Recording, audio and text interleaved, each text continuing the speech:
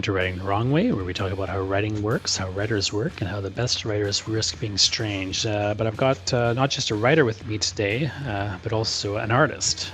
So I have two people here, two honored guests, two of my compatriots in Did Work, the Kickstarter anthology of comics that you can go check out on Kickstarter right now and support.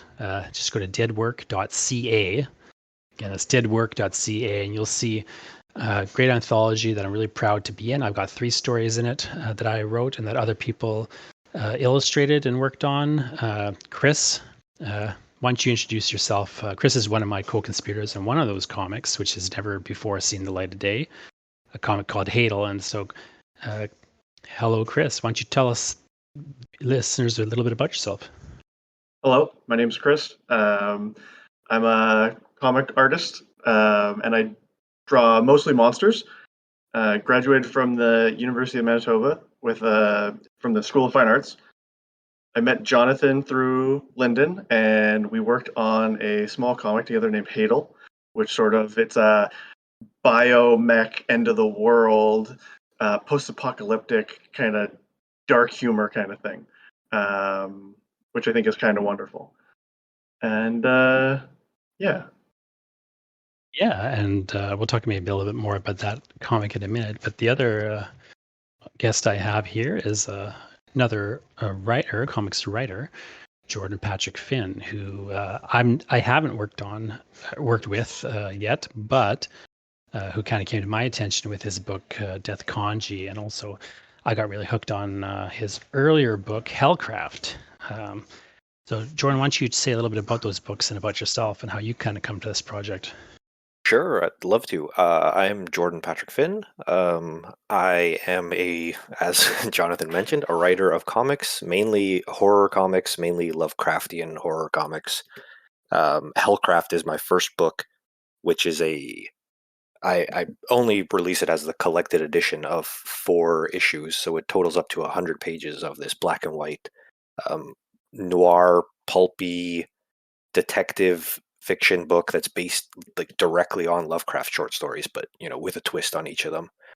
And after that, I put out Death Kanji, which is a samurai horror graphic novel. Again, kind of Lovecraftian, more so in theme than in direct motif, as it's a samurai book and not a 1920s pulp detective thing. And for Death Kanji, I hired Lyndon Radchenka as my letterer, who Chris just mentioned as well, is the person who put Jonathan in contact with him. That is, I believe, the same case here. That Lyndon, pointed you towards Death Kanji as the book he was working on. You had me on your podcast, I guess, a year or more ago to talk about that book, and it was great, and we've become friends since. And then go ahead. I was just gonna say it was during your own Kickstarter for Death Kanji. That's right. As you say, Lyndon, I'm not sure precisely at the timeline on it, but I guess you had hired him contingent on the book being funded. So he was like telling me and his other friends, like, "Hey, you guys got to fund this book because it's I want to work on it." Because he needs to get paid, yeah. and it was right up my alley because the Lovecraft connection. I'm very influenced. I'm a big horror fan and a big Lovecraft influence figure myself, and I couldn't believe I hadn't heard of Hellcraft, which was right up my alley. And so it was a very, very tiny comic that not a lot of people got their eyes on, unfortunately. Yeah, but I backed Death Kanji myself, and I added on Hellcraft when I backed it, and I was just, really pleased with how that went. So I kind of I find Lyndon is just the kind of my direct connect to who else is doing stuff in comics these days. Yeah, he's really building, a small community around himself, or maybe not a small community anymore. He's just collecting more coworkers and co-collaborators and conspirators, and he's, I guess, one of the main driving forces behind the Dead Work anthology and the Dead Work collective in general. He was one of the fundamental pieces of glue that put this whole thing together. Yeah, I'm not sure how intentionally he's doing it or anything, but he certainly just has happened to end up being, I think, the kind of connecting tissue for a lot of us.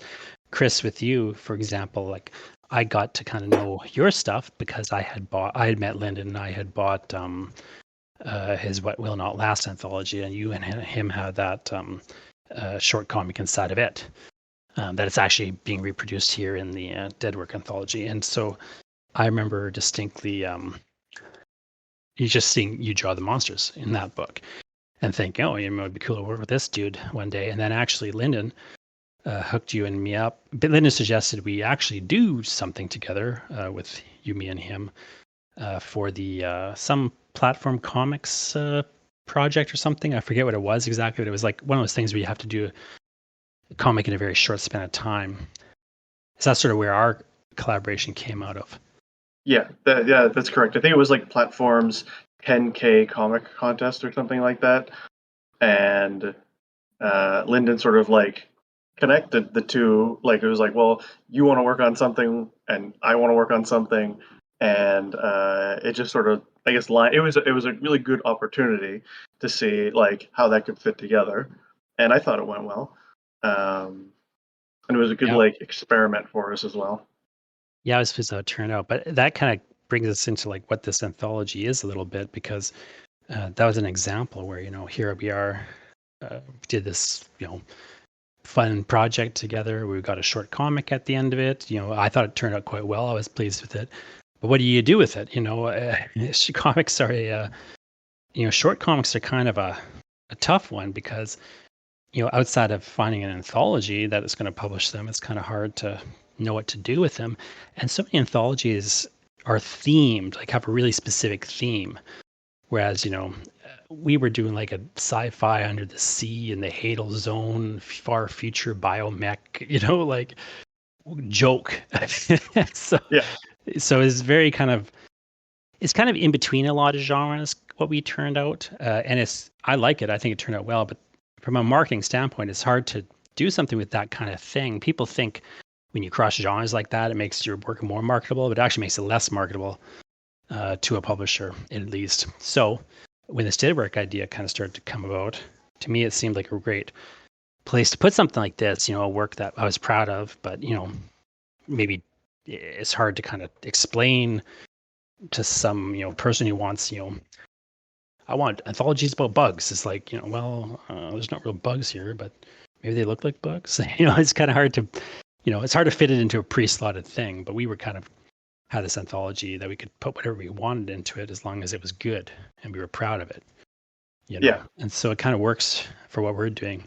Jordan, I understand you kind of were in a similar boat in the sense you had some stuff you didn't know what to do with. Precisely, is that right?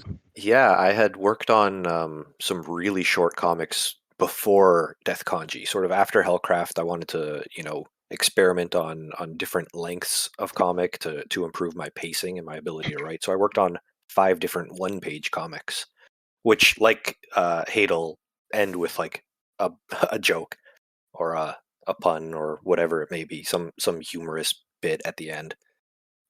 And then I didn't have anything to do with them. Like it was just an experiment that I, had to pay a bunch of money to an artist and a letterer to get made, and then they just sat here on my computer for years and years.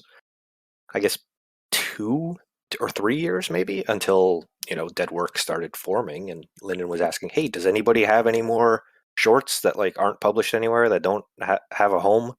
And obviously I did. I had those 5. And then as soon as that happened, it was funny. Dead Work evolved as this idea that like it would all be our actual dead work, our work that was in the past that we didn't have a proper home for, and we wouldn't produce anything new. And then immediately, Chris, you and I, like a week later, were making a new comic to put into this book. Yeah, I was like, hey, let's draw some weird bug night things. Oh yeah, it was a great idea, and that's another comic that I'm also super proud of. It's just weird that it was supposed to be our old stuff, and then immediately we just went to work on new projects that we were really excited to put together and get out into this book together. Yeah. What was your impetus to Jordan to make those short comics? Going into it thinking, I'll do these short comics, but probably being aware that there's not really a place for these things, generally speaking. Did you have some other project in your head, or were you just kind of What was kind of drawing you to do that? No, I had no plan for marketing them or publishing them or doing anything with them. It was just I really wanted to write these one page short comics. I had a drive to do it, and I knew that I wouldn't sell them, but you know, I wanted to work on my writing. Like I said, I wanted to improve my pacing. I wanted to prove that I could do something on one single page. And I don't know, I just wanted to make fun comics with a really cool artist. Robert Ahmad did those, um, and luckily he introduced me D- to DC Hopkins. Sorry, he prefers his initials rather than his name, so I mess that up sometimes. But yeah, he introduced me to the letterer DC Hopkins, and him and I like formed an amazing friendship.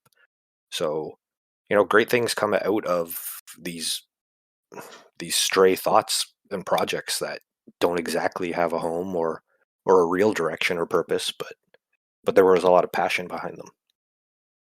Find is when you're doing a short piece like that, maybe a short comic or a short, even a short story or something. Uh, I find it's often that kind of situation where, there's not necessarily a market for that stuff, but in a way, it's, I think, really practically important, even though it may seem impractical. I think it's kind of practically important because, in many respects, it's a way that you can test like the idea before, say, like you can test the idea in a short, 5-page story before maybe spend a Yeah, 100 page. You try to write 500 pages, right? Or you can test like working with somebody yeah, on a that's very exactly what I was small going to say. project. Not just the idea, but the working relationship. And I feel like that was something that Chris and I did too, because Chris and I became really great friends before we ever made a comic together. And I really wanted to test the waters when he said he wanted to make a comic together. I wanted to be like, oh, can we do this? Will we get along? Like we're such good friends. I don't want to work with you on like a professional level if it's gonna be weird or whatever. So we made a short 4-pager, and yeah, it worked out really, really well. Chris was totally right about us working together and working well together. So now I think we're probably going to do something a little longer form. Yeah, it's interesting, because it is it's a very different thing, like admiring somebody's art style versus working with them as an artist, and like that process can or cannot work, really depending on how the two of you mesh, and I think I find so often those smaller projects are like it's a way to do something with low stakes because there isn't necessarily a big marketing possibility for it. So it doesn't really have the um like the burden of, you know, somebody expecting it to do really well. It's not going to do well. Right? You kind of are going into it as like, is this something we're doing to do it? Now, in this case, we've actually managed to engineer a whole structure and get a comics anthology together that has all this cool stuff in it. But usually that's not the case, right? Usually that stuff just goes in, again, it becomes dead work. It just kind of goes into your computer files and you never see it again. But it's maybe worth doing still because you get a sense of how it is to work with that person and what maybe a longer project with them might be or Yeah, whatever, or even just yeah, a portfolio piece if, you're not even necessarily absolutely. Yeah, doing something else with it. it's You were nice to saying just one of the have things. more comics, even if they're only short ones. It's just nice to write, nice to get your work made. Well, and it's also, I think, just on a practical level, although they're hard to sell, it's it really helps you get work. Like I'm not trying to get a lot of work right these days, but Hmm. if I was trying to, I would show people dead work. Like I would show them this anthology that has all this. It shows you can tell a story in a small frame. You can tell it Yeah, beginning, middle, end. You've yeah, got that ability to complete something, which is really important. yeah. And I've proven it for sort of all ranges. I've done Hellcraft was 320-page comics and then a 40, and then Death Kanji was an 82, and then I had the 5 1-pages. Now I've done a 4-page with Chris. In this, I also did an 8-page with Stephen Call. So now, I can show somebody if they're hiring and be like, look, I can do a short, I can do a 1, I can do a 4, I can do an 80, or anywhere in between. That's something that appealed to me about this whole project is just, in addition to working with people, like different people, and just sort of showing off like how I could work with different people. I also just like, to me, it was important that like this stuff was mostly done, like because especially if you're going to kickstart it. Like even though people made new things, like they're done now, right? Yeah, Before yeah. We Kickstarter, got they were done. finished art files in 4 months before we launched the Kickstarter or something, right? Exactly. And so Yeah, I think that something that's really important with that uh, is, whether you're trying to get a job in working for Marvel or whether you're trying to get somebody to kickstart your comic, it really helps to show them that you're not a fly by night, just person yeah, with an idea. yeah. You can prove you can get it done. Chris, who else did you work with in the anthology? You and me Well, did Hadel together. You worked with Jordan, and what else have and you then it got was in there? just with Lyndon on the Watcher. There was just those That's three. right. Yeah, and Yeah. So again, sorry. Go ahead. I was saying again, you've got, your art matched with multiple writers, so really kind of showing your range too across that. Yeah, I guess a little bit, but it's mostly just like short stuff. I haven't really completed anything like large at this point in my comics career. I always like how you said at the start of this episode how you draw monsters. I always Yeah, think I mean that's fun. that's, I mean I think that's going to be sort of endemic of like everything I do. There's always going to be that one big full page spread of a monster, which is basically just concept art. Oh, we Um, don't have a full page spread in Night of the I Hive. guess that's true. Yeah, It is only 4 pages, so yeah, it's hard to get that in there at that point. We really should have done five, and I should have just put yeah. the middle page as like a big monster. I didn't know that was a demand of yours, or I would have wrote one in there. It's not a demand, but I think it should be Yeah. something I should try and leverage because Well, it it's was just so like funny when we were trying to work together, and your one rule was like, I don't really want to draw any people. yeah. I was just I gonna was say like, that. That's what Lyndon said okay. to me too. He's like, What do "Oh, we if you're what do gonna we work do with with that? Chris, Yeah. yeah." I remember him saying that. Then he's like, "Oh, if you're gonna do something with Chris, make sure you don't have any people he has to draw." He's like, "It's not that he can't draw people; he just doesn't want Yeah. to." Just write a story that doesn't have any people in it.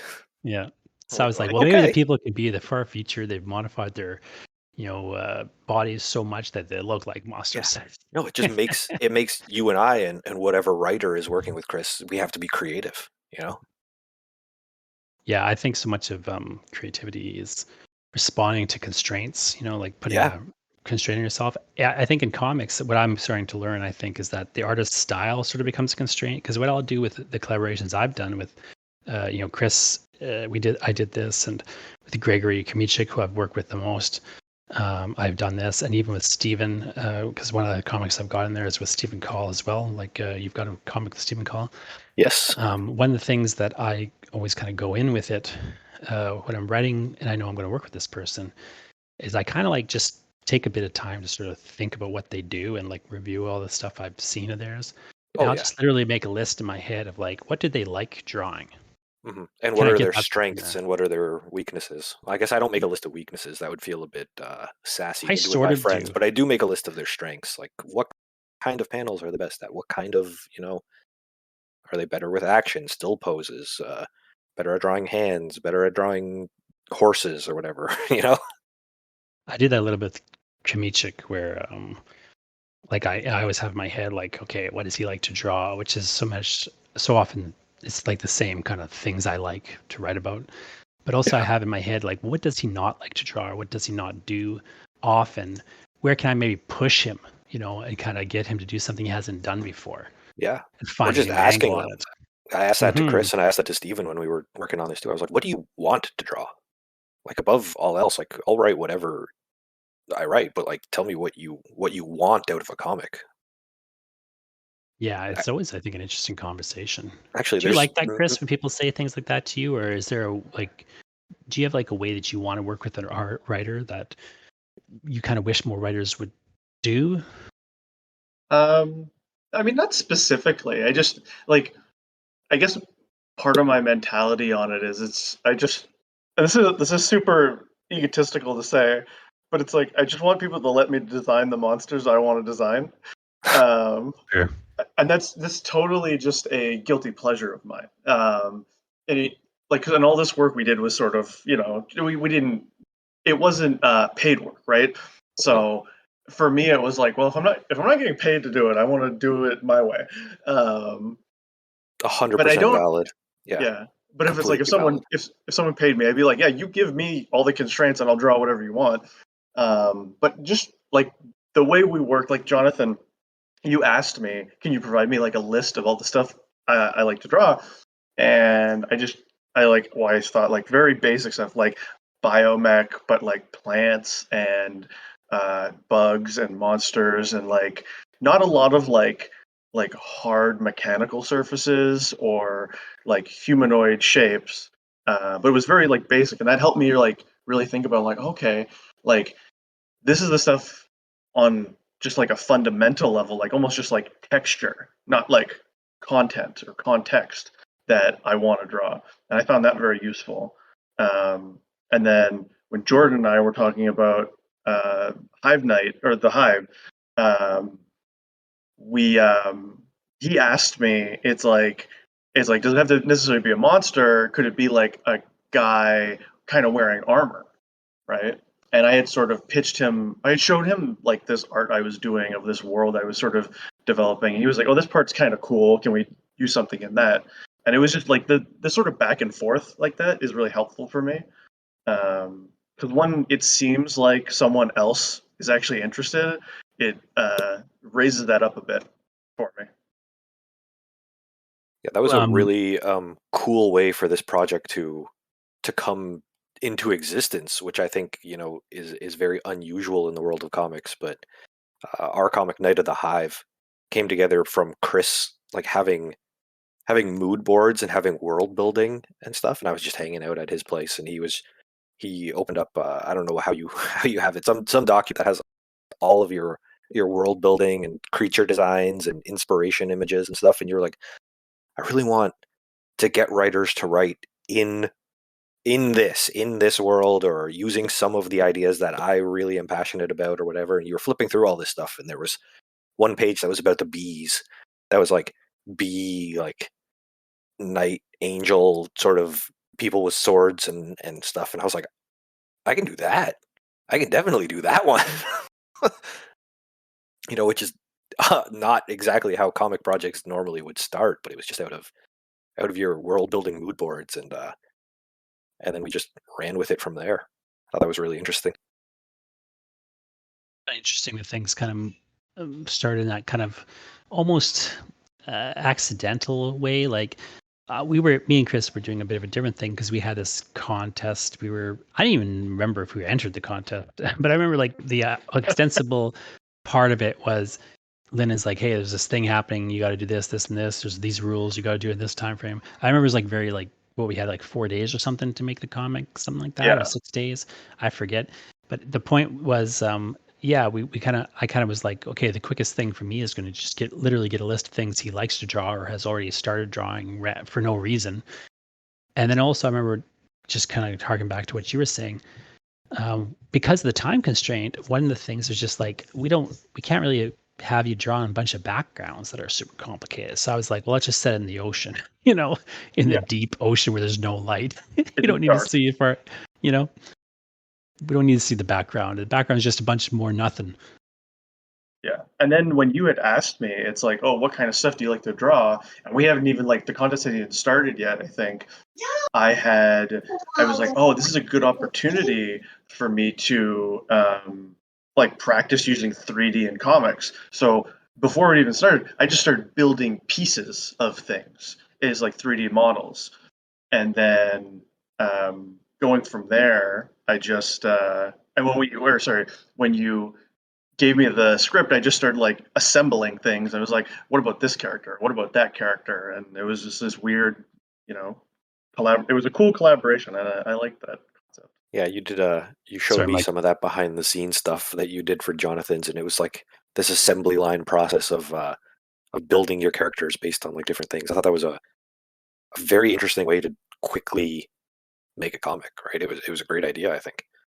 Yeah, I Well, made um like I just like it was like, okay, I need a torso, I need a head, I need arms, and I need the lower half of a body, and I just made like 8 or 10 of each part, and then I just like mix matched them into like a matrix, And I was like, okay, Jonathan, which one of these are okay characters to use? And he was like, well, this one looks kind of like a main character. This one could be like a side character. And this could be, we needed a dog as one of the requirements for the contest. I think there was a line. It's like, what's wrong with that dog or something like that. Yeah, It was some like, oh, line dialogue we had to get in there yeah, to refer to a dog, but of course we're all like weird biomech future yeah. things. We'll just call that thing a dog, you know? It kind of had like an animalistic kind of face more so. Hmm. But I remember, it was interesting when you started showing that to me because I've only started, like, I'm the one of the three of us who has probably the least experience in comics. My first comic is The Eye Collector. I just kind of, I've done a lot of other writing, but when I started to move into comics, like I kind of through a series of events, accidentally, my first comic I ever wrote in my life is the one that was coming out with heavy metal, and I got 13, 12 issues that I got to do now, and so what I kind of was learning on the fly with a lot of it, and what I kind of learned a lot working with Gregory is just how differently artists kind of work and think and how different their process can be. But one thing Gregory does that you also do is he'll just build assets. Like he'll just build like, oh, a cool looking arm. He'll build like, here's some eyeballs. He'll like if he doesn't know what to draw, he'll just draw like, tentacles. And he'll just, start because so much of his style is based on collage or reworking things like, Yes. and right now with the Eye Collector, where like as I'm talking here, Heavy Metal has put out the first 5 issues. He just finished the art for issue 6, which I gotta kind of, go over. For the first 5 issues, I wrote a full script, and he kind of basically followed it in a manner of speaking.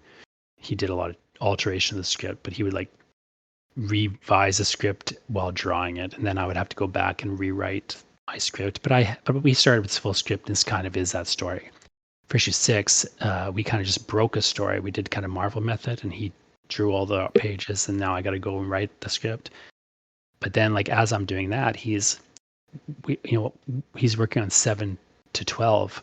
I'm still kind of have to sit down and do a bit more of a script for him. But in the meantime, he's just drawing things he knows. He knows at one point there'll be this thing. He knows at one point there'll be this thing. He's just kind of creating assets, and he'll manipulate them and change them to fit it later. So he's kind of almost drawing pages that haven't been written, but don't even have stories at this point. And I'm going to kind of like, end up being a combination of like me looking at what he has drawn, just like this would be a cool dream, visual, and I'll kind of probably engineer how that would fit into my story, or even maybe engineer a scene around it, and so on.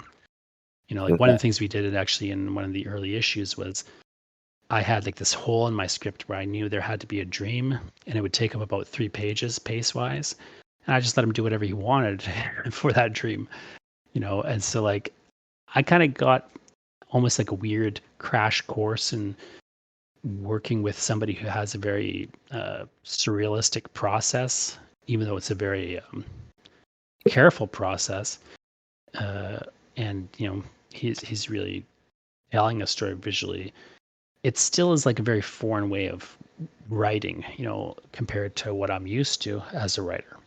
So by the time I kind of started doing this thing with you, I was like, I didn't even find it weird that like, oh yeah, he's got like a bunch of eyeballs, and there's all his tails.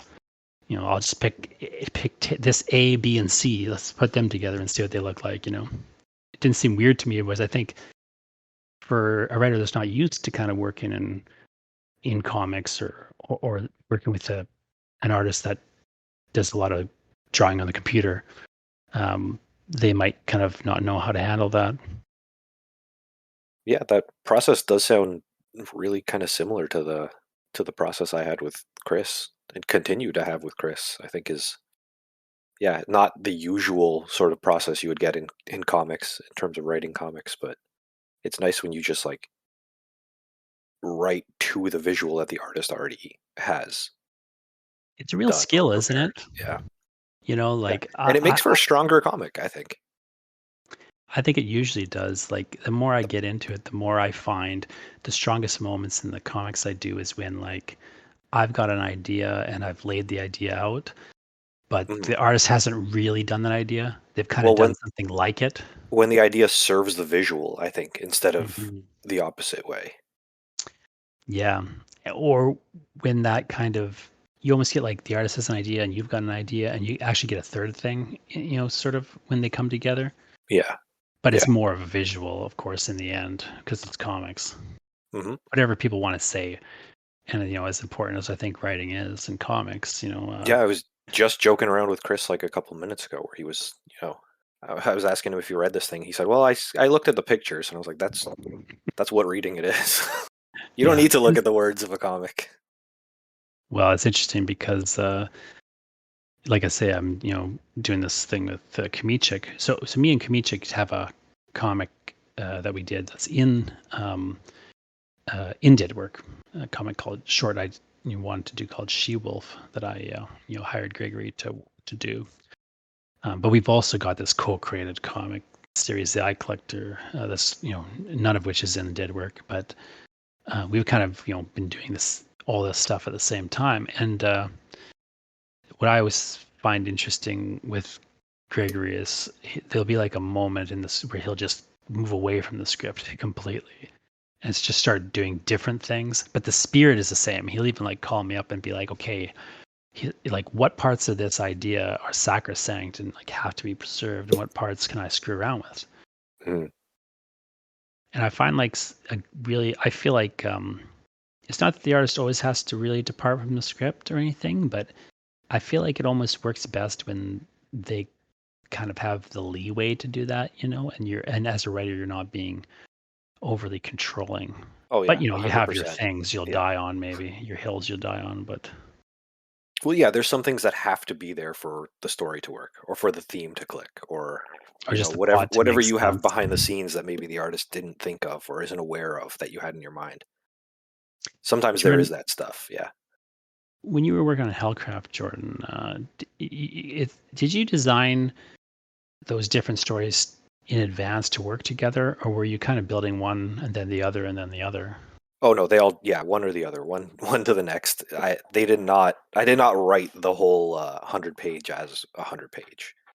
I Okay. wrote yeah, the first 20, we did that, put it out, then the next one, so on and so forth. Actually, between issues 3 and 4, and 3 ends on like this big cliffhanger. Uh, there was a huge gap. I stopped writing comics for I don't know, like 5 years or something. I was Hmm. just done because it wasn't economically feasible. I had to keep paying my artist, and I didn't sell any of them, right? Because they weren't in a collected edition. I wasn't tabling. I had a few floppies, but you know It's nobody hard to buys make money off floppies. floppy. Yeah. Yeah.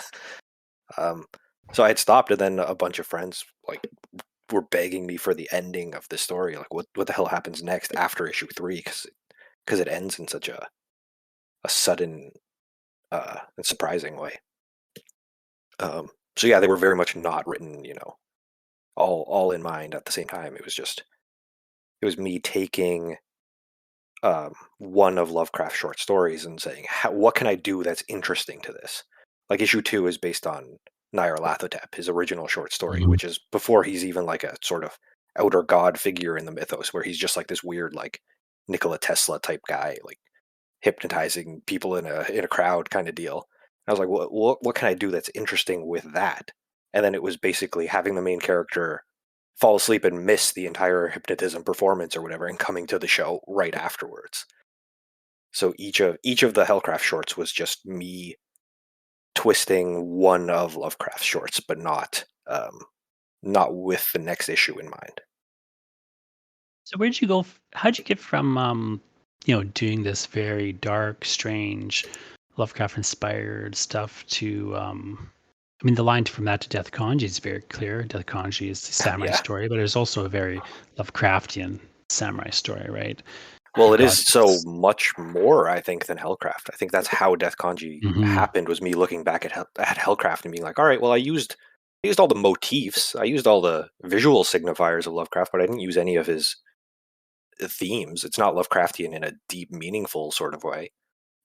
So then Death Kanji was the reverse of that. How do I tell a very Lovecraftian story, but without leaning on Lovecraftian motifs? Yeah, I was. But sorry, you were asking something else. How did I get from that Well, to? my question is like the line between those two are very easy to see, but I don't know if the dead work inclusions of yours have any real obvious connection. Hmm. So where'd you kind of how'd you kind of get into doing those kind of funny or punchy joke ones that you started doing? You already talked about how you came up with a thing that you did with Chris, but those other ones that you had done earlier, where'd that kind of impulse that you wanted to do these little shorts that have kind of a punchy, kind of jokey structure Mhm. come from? Those came from seeing one of them done basically by a different different writer and different artist, where I was just browsing DeviantArt, and I saw this one-page comic that basically was that structure.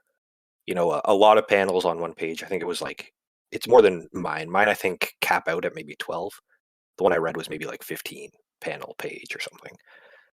Um, that was the same. It was just this epic fantasy building up this great adventure, fantastical thing, and then it ends with like, I don't remember what it was, but the hero like getting a beer or something was like the the punchline at the end, and I loved it. I love the tone. I love the atmosphere of building up this like epic fantasy thing, and then ending with like a really stupid joke, a really stupid pun, or whatever it may be. Um, so that was that. I just saw one and was like, I could do that. It was after I had done Hellcraft, and I was like, I could write this too. Like, I've written longer, darker stuff, but I could totally write a one page. Like, I loved the one that I read. It was such a huge inspiration. So then I just churned out like 5 of them in like a month or something. Was just the fact that you could finish something like relatively quick like that a draw to you? Probably not that, because the artist that I did Hellcraft and Death Kanji with, Greg Woronchak, is super quick. He is mad fast. So I Mm, don't think really like finishing a project super quickly would have been on my mind, because that's kind of how I had already been working. interesting. Yeah, I find uh, as far as I've had any experience with it, comics seems so slow to me compared to what I'm used to. Yeah. It's faster than film, but Well, it's it depends so. on the team, right? Yeah, I mean, me and Chris did something pretty quick. Gregory's pretty fast when he is right in the flow of it, Yeah. Well, you just said and you when did you can get Hadel his in 4 schedule. days, right? I want to say 3. that's 3 yeah. days. That's Yeah, fast. yeah. Well, I love how Chris, the artist, turns and he's like, I nope, think Chris 3, did not 4. 3. Yeah. Yeah, I might yeah, have had another day or something on top of that because I was done, but before Chris started, kind of thing. Hmm. yeah. Because I think of the way it worked, it was like the contest started, and then Jonathan, you and I, we had like a Discord chat that night or a Zoom call or something, and it was like, okay, this is our requirements, blah blah blah blah blah, and he's like, and you said, I'll get you the script Thursday or something or Friday, and it's like, and then I got it Friday morning, and I drew Friday, Saturday, Sunday, and I think I did a little bit of editing on like certain panels, like just for like color correction and like, oh, I don't really, this doesn't read properly in terms of like what the character's face is supposed to be, and stuff like that. But it was like 3 days and change, and then what was it? Lyndon messaged me. He's like, "Hey, if you can draw this fast, we should get more books done quicker." And I was like, "Don't, don't say these things." Yeah, I remember it was something along. I think if you add it all up, it was something like 6 or 7 days. But it was something like I did like 2 days. I basically like thought about it for a day and then wrote it the next day or something. And Chris drew it in 3.5 days. Then Lyndon Yeah. lettered it as it was kind of coming in. Yes. So I forget what it was. Whatever the contest rules was something like that, though. I Yeah, want to but say we like 6, 7 days total. But it really we was like got three it in days because time. he did most of the work, right? Chris did Yeah. most of the work. The artist Well, does most of the work. Hmm. I As don't want to. writers, let's be honest about that. I don't like thinking about it like the artist does most of the work. It's just the art takes potentially longer, But I'm right? just saying the work, if you just define work as labor, like it just is, I guess it's that's more fair. Yeah. hours to do it. Like when I say I wrote it, it took a day. It's like I thought about it for 2 days and I wrote it in 10 minutes. You know what I mean? Yeah. Yeah. So how much of that is work? Yeah. You know what I Like mean? Death Kanji. Yeah, I think I wrote that for a year before I wrote it in a week or whatever, right? Yeah, like the writing process, it's it's not that it's not hard or difficult or whatever, but if you just clock the hours, it's less time than drawing it Oh, by a mile. by a mile.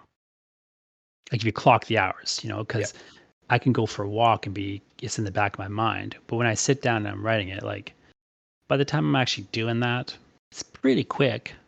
Yeah, I can it write should be. 1,000. You hope so, right? Yeah, If you it's hope not, there's a so. problem. Yeah, you hope so.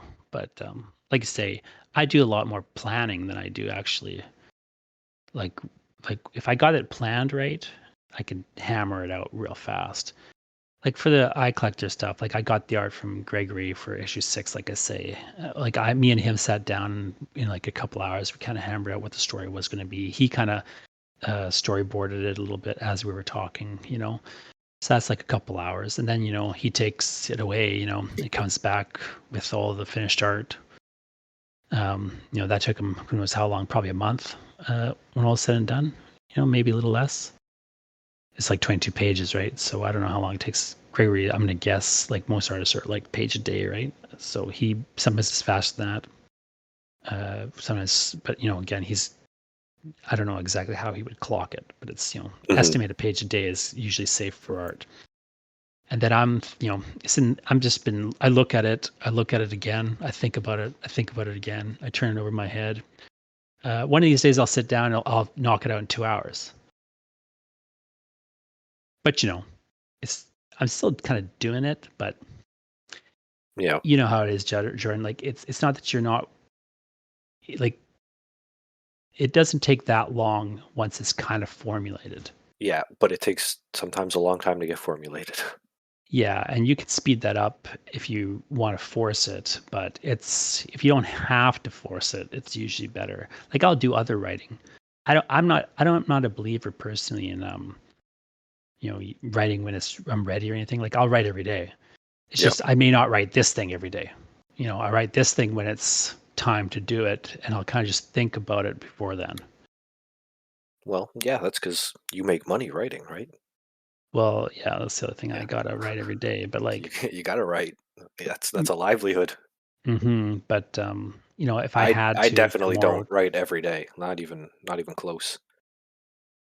Chris well, can attest to that because I think he's kind of waiting on me for the next thing. are you I'm guys not doing really. another project? Yeah, we are. I don't know if we're talking about that in depth at this point. I'm not necessarily waiting. I got too much stuff in terms of like my own small projects kicking around in the back of my head.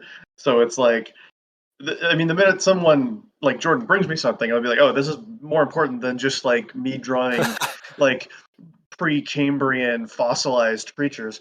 Yeah, Let's that's what I go was gonna with say. like an actual project. You're gonna drop it all as soon as I give you the script, though, right? Yeah, well, yeah, probably. Well, not drop it, but like it'll go on the back burner, right? Like Mhm. I got a ton of like small projects that like sort of keep my attention in like the art realm, Yeah, and like art until like challenges that you've taken up doing a yeah, little more or at least frequently. trying to, Yeah, right? yeah. Um, Well, I'm mind you, loving your work on the art challenges. The creature January was, oh, well, thank you. I loved it. I wish you did more. You could bind it as a book and sell that alone. Maybe. I mean, I would buy a book of Chris Smith monsters. I don't know about everybody else, but It's a niche that's my market. taste. Yeah. Well, let's kind of just dive back to did work for a minute, just in terms of kind of wrapping it up a little bit here.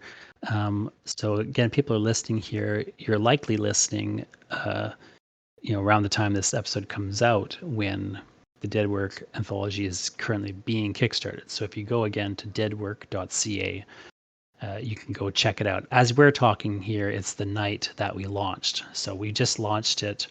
Woohoo, launch day. So we launched it 8 or 10 hours ago when I'm talking right now to you. It's already got 41 backers, and we've hit 14% of that goal. So it seems to be on a good track. But of course, we really want you to get down to didwork.ca and check it out. Support it if it's if it looks cool to you, or pass it along to somebody who you think it might look cool to. If you're in the far future, that didwork.ca will still take you to where you can find out about the Dead Work project. If it's not current, if the Kickstarter is done, it'll tell you where you could get the book. Which ends, I in think, the on future world. March 4th, I think, is the last day of Kickstarter. Yeah, exactly. So it's So if February you're the past 2nd March as we're 4th, talking. it's over, but you can still get the book. Yeah, you can still go to deadwork.ca and check out, whatever there is to check out about Dead Work. But please, if it is, before March 4th, 2022, go check out deadwork.ca and see about kickstarting this book. It's got a lot of great stuff that I'm proud of. That Chris is proud of, and Jordan's proud of here. That we're happy to kind of bring to you, and it seems to have had a pretty good little first half a day here. So we're pretty optimistic. The project's done. We just are asking really for print costs, but everything's completed, so Yep. we don't have a lot of risks associated with this particular project, other than if you all hate it and don't want to fund it. That would be That would be a the one big terrible risk. Yeah, But I don't think we're in fear of that. no, I'm pretty pleased with how it's been launching. But Yeah. still, we really would like you to check it out. Just tell your friends.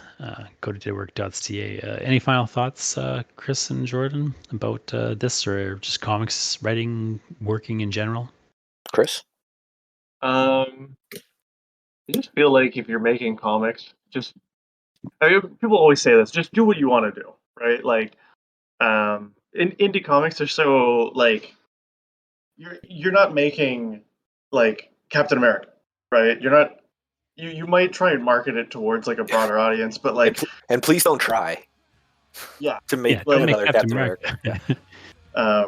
But like, just be genuine. Find the voice that you want to speak through in your creative expression.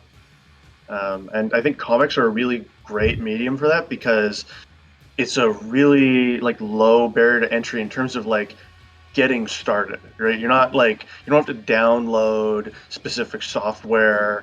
You don't have to go necessarily like take a class or anything. You can just go and do it, right? Just you can draw it on paper and just whatever, take photos of it. Everyone's got a great camera on their phone now.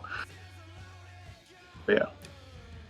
Yeah, I totally second that. Just make a weird comic. Make the comic that only you can make, and write it the wrong way.